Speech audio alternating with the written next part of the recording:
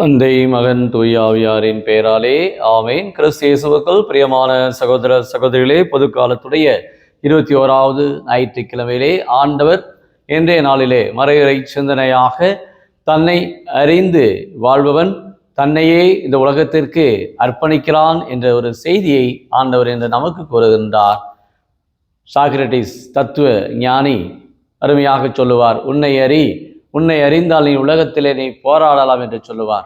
ஆக தன்னை அறிதல், தன்னுடைய செயல்பாடுகளை, தன்னுடைய எண்ணங்களை, தன்னுடைய வாழ்வை எவனொருவன் தன் வாழ்நாளிலே உய்த்துணர்கின்றானோ அவனே இந்த உலகத்திலே ஒரு தகுதியுள்ளவனாக இந்த உலகத்திலே சமூகத்தை மாற்றுவதற்கும் சமூக மேம்பாட்டுக்கும் சமூகத்தினுடைய மாண்பை கட்டி காப்பதற்கும் ஒரு தகுதியுள்ளவனாக இருக்கிறான் என்பதை ஆண்டவர் இன்றைய நாளிலே இறை வார்த்தை வழியாக நம்மோடு பேசுகின்றார்.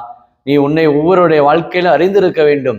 ஒவ்வொருடைய வாழ்விலும் அவரவருடைய செயல்களை, அவரவருடைய உணர்வுகளை, அவருடைய செயல்பாடுகளை எப்பொழுது நாம் அறிகின்றோமோ அப்பொழுது நம்முடைய வாழ்க்கையிலே நாம் விழிப்புணர்வோடு இருக்கலாம், சமூக வாழ்வுக்காக நம்மையே அர்ப்பணிக்கலாம் என்பதை ஆண்டவர் இன்றைய நாளிலே நமக்கு இறை வார்த்தை வழியாக குறிப்பிடுகிறார். இன்றைய முதல் வாசகத்திலே எசாயா புத்தகத்திலே பார்க்கிறோம், உன்னை உன் பதவியிலிருந்து இறக்கி விடுவேன், உன் நிலையிலிருந்து கவிழ்த்து விடுவேன்.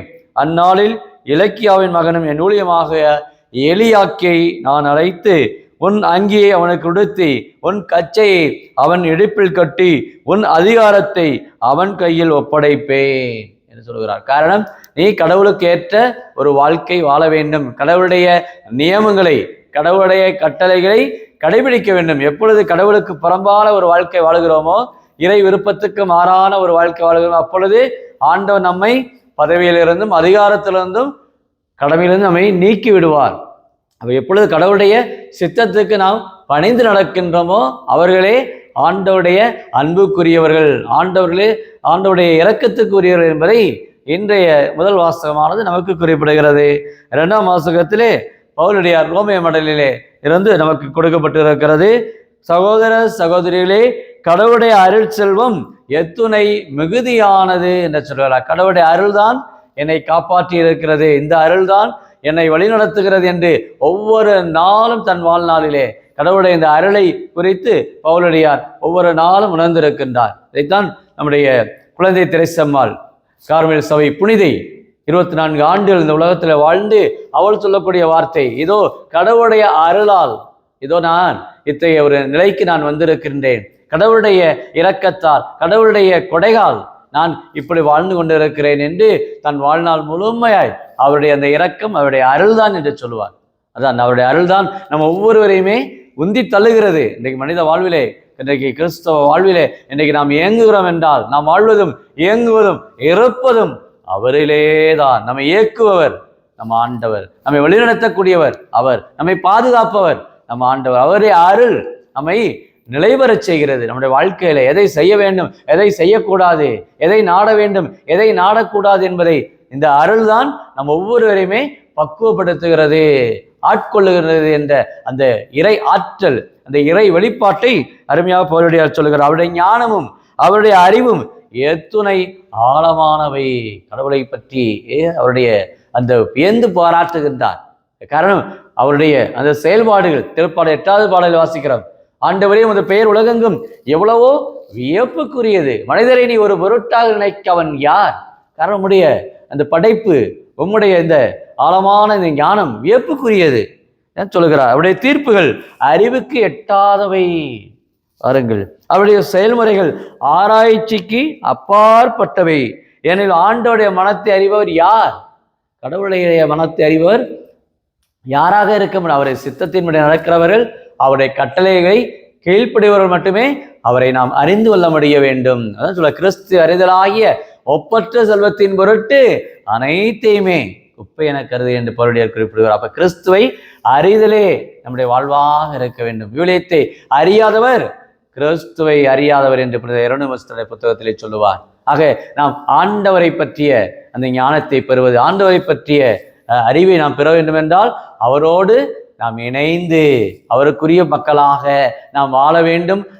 நாம் நம்மை அறிய வேண்டும். அதான் பார்க்கிறோம். பவுலடியார் அந்த தமஸ்கு நகரிலே அவர் ஆண்டவரால் ஆட்கொள்ளப்பட்ட பிறகு ஏறக்குறைய ஒரு 10 ஆண்டுகள் தன் வாழ்நாளிலே தன்னை பற்றி அவர் அறிகின்றார். நான் யார், நான் எப்படி வாழ்ந்தேன், எப்படிப்பட்ட இந்த ஒரு மோசமான நிலையிலே எப்படி கிறிஸ்துவை நான் துன்புறுத்தி கொலை செய்தேன், தன் வாழ்நாளிலே அவர் உணர்ந்தார். 10 ஆண்டுகள் தன்னை பற்றிய ஒரு பயணத்திலே அவர் இருந்த பிறகுதான் மீண்டும் இந்த யூத மக்களுக்கு நற்செய்தி அறிவிக்க எருசலேமை நோக்கி வருகின்றார்.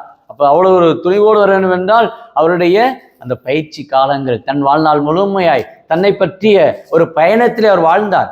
இன்றைக்கு வெளியூர பயணங்களுக்கு இன்றைக்கு போகிறோம், தொலைதூர பயணங்களுக்கு போகிறோம், இன்றைக்கு வெளியூர் பயணங்களுக்கு போகிறோம். ஆனால் அது பெரிதல்ல, மாறாக நம்மை நோக்கிய பயணம், உள்ளார்ந்த பயணம். அதுதான் ஆண்டவர் இன்னைக்கு நமக்கு சொல்லக்கூடியது, தன்னை அறிதல். உன்னை நீ அறி என்று ஆண்டவர் நம்மை சொல்கிறார். சில வேளைகளிலே நம்முடைய வாழ்க்கையை நம்ம அறியாமலே, நான் யார் என்று தெரியாமலே சில வேளைகளிலே நம்முடைய வாழ்க்கையை நாம் முடித்து விடுகிறோம். ஆனால் எல்லாம் நமக்கு தெரியும். இன்றைக்கு கம்ப்யூட்டர் யுகத்திலே வாழ்கிறோம். ஃபேஸ்புக், இன்டர்நெட், இன்ஸ்டாகிராம் போன்ற பல கம்ப்யூட்டர் யுக்தியிலே இன்றைக்கு அசூர வளர்ச்சி, எல்லாம் தெரிந்திருக்கிறோம். ஆனால் யாரை பற்றி தெரியவில்லை, என்னை பற்றி எனக்கே தெரியாது என்று சில வேளைகளில் சொல்லிவிடுகிறோம். எல்லாம் தெரியும், ஆனால் என்னை பற்றி எனக்கே தெரியாது. நான் என்ன செய்கிறேன், நான் ஏன் இதை செய்தேன், என்னவென்று எனக்குள்ளே ஏன் இத்தகைய மாற்றங்கள், எனக்குள்ளேயே நித்திய வெளிப்பாடுகள் எனக்கே தெரியவில்லை, புரியவில்லை, அறியவில்லை என்று நாம் புலம்பிக் கொண்டிருக்கிறோம். ஆனால் இன்றைய நாளில் ஆண்டவர் நமக்கு சொல்வது, ஆண்டவரை நீ பற்றிய அறிதலை, கடவுளை பற்றிய ஞானத்தை நாம் ஒவ்வொரு நாளும் பெற வேண்டும் என்றால் நீ உன்னை அறி, உன் செயல்பாடுகளை அறி, உன்னுடைய எண்ணங்களை அறி. நீ எங்கு இருக்கிறாய்? திருப்பால் 139 ஆண்டவர் சொல்வார், நீ அமர்வதையும் எழுவதையும் அயர்வதையும் உறங்குவதையும் நான் அறிந்திருக்கிறேன் என்று சொல்வார். கடவுள் நம்மை படைத்து பராமரித்து பாதுகாத்து நாம் ஒவ்வொருவருக்குமே அவர் அறிந்திருக்கிறார். நாம் அவரை அறிந்திருக்கிறோமா? நற்செய்தியிலே பார்க்கிறோம். ஆண்டவர் இயேசு, மக்கள் என்னை யார் என்று சொல்லுகிறார்கள், சிலர் திருமுழுக்கு யோவான் என்று, சிலர் எலியா இறைவாக்கினர் என்று பல்வேறு கருத்துக்களை இயேசுடைய இறைவாக்கினராக பார்த்தார்கள். ஆனால் ராயப்பர் சொன்னார், நீ கடவுளின் மகன், உயிருள்ள கடவுளின் மகன் என்று. யாரால் வெளிப்படுத்தப்பட்டது? இறை ஞானத்தால் உனக்கு வெளிப்படுத்தப்பட்டிருக்கிறது என்று அவரை சொல்லுகிறார். நீ பாறை, இந்த பாறையை திருச்சபை கட்டுவேன் என்று சொல்லுகிறார். அப்ப ராயப்பரிடத்தில் அதிகாரத்தை கொடுக்கிறார். காரணம், அவர் இயேசு ராயப்பரை அறிந்திருக்கிறார், ராயப்பரும் இயேசுவை அறிந்திருக்கிறார். பாருங்கள் எந்த அளவுக்கு ஒரு பொறுப்பு, ஒரு கடமைகள், எவ்வளவு ஒரு அதிகாரத்தை நீதான் ஆள வேண்டும். இதோ உன் கையிலே திருச்சபை கொடுக்கிறேன். சாதாரண ஒரு மீனவர், படிப்பறிவற்றவர், ஆனால் கடவுள் அவரை இந்த அளவுக்கு உயர்த்துகிறார் என்று சொன்னால் அவருடைய வாழ்க்கையில கொண்டிருக்கக்கூடிய அந்த தாழ்ச்சி, அந்த பணிவு, ஆண்டவர் மீது கொண்ட சித்தத்தின்படி நடப்பது, என்னை பின்பற்றி வாருங்கள் என்று சொன்ன வலைகளை விட்டுவிட்டு ஆண்டவரை நோக்கி பின்பற்றிய அந்த தாராள அந்த உள்ளத்தை, பேதுருடைய அந்த மனநிலை, அவருடைய வாழ்வு, அவருடைய எண்ணங்கள் அனைத்தையும் இயேசு அறிந்தவராக, புரிந்தவராக, தெரிந்தவராக அவருக்கு இந்த பொறுப்பை கொடுக்கிறார். நீ பாறை, இந்த பாறையுமே என் திருச்சபையை கட்டுவேன் என்று ஒரு திருச்சபையினுடைய ஒரு பெரிய ஒரு பொறுப்பை இன்றைக்கு ராயப்பரை கொடுக்கிறார் என்று சொன்னால், இன்னைக்கு ஆண்டவர் நமக்கு எத்தனையோ கடமைகளை, பொறுப்புகளை இன்றைக்கு ஆண்டவர் நம்ம ஒவ்வொருவருக்கும் தந்திருக்கிறார். இன்றைக்கு நாம் இயேசுவை யார் என்று அறிகிறோமா? இல்லது நாம் நம்மை பற்றி நான் யார் என்று அறிகிறோமா? சிந்திப்போம். அதைத்தான் ஆண்டவர் இன்றைய வழிபாட்டிலே வரையுறை சிந்தனையாக நமக்கு சொல்வது, உன்னை அறி, உன்னை அறிந்தால் இந்த உலகத்தில் நீ போராடலாம். எத்தகைய மாமனிதர்கள் தங்களுடைய வாழ்க்கையிலே தங்களை அறிந்திருக்கிறார்கள். தென்னாப்பிரிக்க அந்த விடுதலைக்காக நெல்சன் மண்டேலா 25 ஆண்டுகள் அந்த சிறைவாசம் இருந்தார். காரணம், அவர் தன்னை பற்றி அவர் அறிந்திருந்தார்.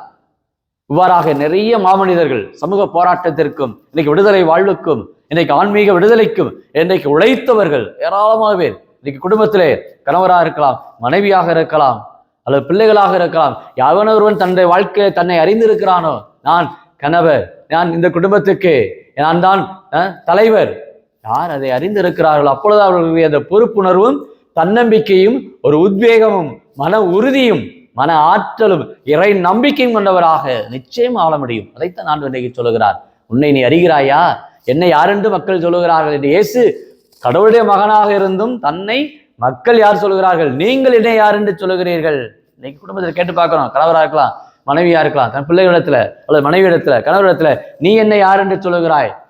எத்தனை பதில் கிடைக்கும் என்று பாருங்கள். நீங்க வீடுகளில் கேட்டு பாருங்கள், உன்னை என்ன யார் என்று சொல்லுகிறேன் என்று. ஆனால் மற்றவர்களை மட்டும் சொல்லுவோம், உன்னை யாருன்னு எனக்கு தெரியும், அவ யாருன்னு எனக்கு தெரியும், அடுத்த வீட்டில் இருக்க யாருன்னு எனக்கு தெரியும், என் அலுவலகத்தில் வேலை பார்க்குறோம் யாருன்னு தெரியும், எல்லாம் சொல்லுவான். ஆனா உன்னை பத்தி தெரியுமா?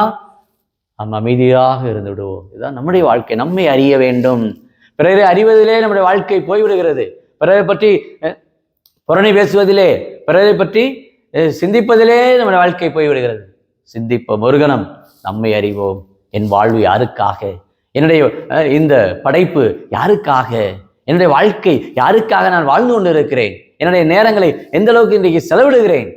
சிந்திப்போம். ஆண்டவர் இன்னைக்கு நம்ம ஒவ்வொருவரும் அறிந்து ஆண்டவருடைய அன்பு பிள்ளைகளாக கடவுளுடைய திட்டத்தின்படி நம்ம ஒவ்வொருவரும் நடக்க ஆண்டவர் இந்திய நாளை இந்த மறையிலை சிந்தனையாக நம்ம ஒவ்வொருடைய உள்ளங்களிலுமே தன்னை அறிந்தவன் தன்னை முழுமையாக அர்ப்பணிக்கிறான் என்ற அந்த ஒரு உயர்ந்த நிலைப்பாட்டோடு நாம் வாழ இந்த பொது காலத்துடைய இந்த 21ஆம் ஞாயிறு நம்ம ஒவ்வொருவரையும் அன்போடு அழைக்கின்றது. இயேசுடைய உள்ளத்திலே, இயேசுடைய அந்த பணியிலே, இயேசுடைய வார்த்தையிலே, இயேசுடைய போதனையிலே நம்மை கட்டமைக்க இருக்கிற எல்லா தீய சக்திகள் நம்மை விட்டு விலக நாம் ஒவ்வொரு நாளும் நம்மை அறிய முற்படுவோம். அதற்கு நாம் அமைதியாக ஆலயத்துக்கு செல்வோம். எப்படி நாம் நம்மை அறிவது?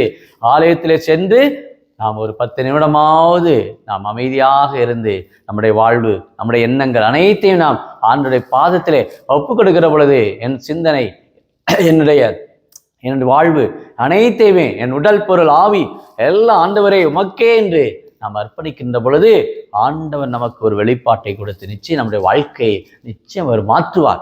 ஆக அந்த தனி மனித இந்த மாற்றம்தான் இன்றைக்கு சமுதாயத்தை இன்றைக்கு மாற்றுவதற்கு ஒரு வழிவகுக்கும் என்பதை ஆண்டவர் இன்றைய நாளில் அணித்தரமாக உன்னை நீ அறி.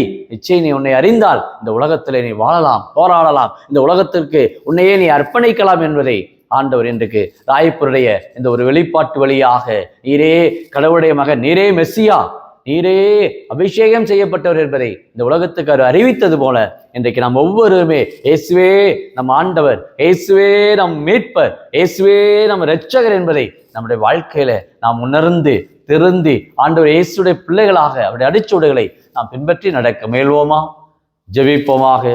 அன்பின் பரலோக பிதாவே, அப்பா இயேசுவே, அருமையான இந்த நாளுக்காக நன்றி கூறுகிறோம். பொதுக்கால 21ஆம் ஞாயிற்றுக்கிழமையிலே இதோ நீ உன்னை அறி இருந்தால் உலகத்திலே நீ போராடாம் என்ற ஒரு உயர்ந்த சிந்தனையோடு எங்களுக்கு வெளிப்படுத்தினரப்பா. நீர் எங்களை அறிந்திருக்கிறீர். நாங்களும் உங்களுடைய அறிவதிலே எங்களுடைய வாழ்க்கை முழுமையாய் நாங்கள் செயல்பட எங்களுக்கு உடைய இறை ஆவியை எங்கள் உள்ளத்திலே நீர் இந்த நாளில் அனுப்பும் ஆண்டவரே. இதோ எத்தனையோ மக்கள் உண்மை அறியாமல், உம்முடைய நினையாமல் எத்தனையோ பிள்ளைகள் தடமாறி சென்று கொண்டிருக்கிற பிள்ளைகள், இன்றைக்கு பாறை மாறி சென்று கொண்டிருக்கிற பிள்ளைகளுக்கு நீரே சத்தியமும் ஜீவனமாக இருந்து யோவான் 14:6 சொல்வது போல நானே சத்தியமும் ஜீவனமாக வாழ்வாக இருக்கிறேன் என்று சொன்னது போல நீரே எங்களுக்கு வாழ்வு ஐயா. நீரே யாரிடம் செல்வோம் இறைவா? வாழ்வதரும் வார்த்தைகள் உம்மிடமென்றோ உள்ளன என்று ராயப்பெருமிடத்தில் கேட்டது போல நாங்கள் நீரே எங்களுக்கு வழியும் உண்மையும் வாழ்வுமாக எங்கள் ஒவ்வொரு குடும்பத்திலும் நீர் இருக்கிற என்பதை நாங்கள் அறிந்து உம்மை பின்பற்றி நடக்க, உயிரை சித்தத்தின்படி நாங்கள் நடக்க எங்களுக்கு என்றும் உடைய கிருபையும் உம்முடைய வழி நடத்துதல், உம்முடைய ஆசீர்வாதம் இந்த நாளில் இந்த வாரத்தில் எங்கள் ஒவ்வொரு உள்ளங்களுக்கும் இந்த யூடியூப்ல ஜெபிக்கிற அநேக குடும்பத்தார் தங்களுடைய குடும்பத்தை தங்களுடைய பிள்ளைகளை ஒப்புக் கொடுத்து வேண்டுகிற ஒவ்வொருவருக்கும் இந்த இறை ஞானத்தை, இறை வெளிப்பாட்டை நிறைவாய் கொடுத்து ஆசீர்வதிக்கும்படி கிறிஸ்து வழியாக உம்மை மன்றாடுகிறோம். ஆமேன்.